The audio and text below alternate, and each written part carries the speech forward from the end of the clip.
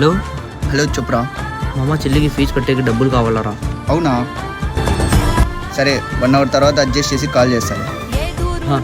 వీడేంటి ఇంతసేపు అయినా ఫోన్ చేయడం లేదు.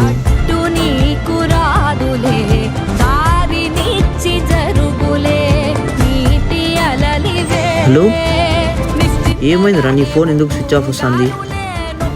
సరే వస్తున్నాను.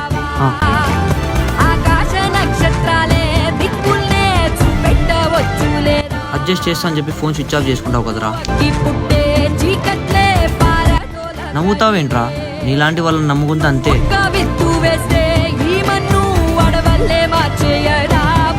వెళ్ళి చెల్లి ఫీజు కట్టేరా.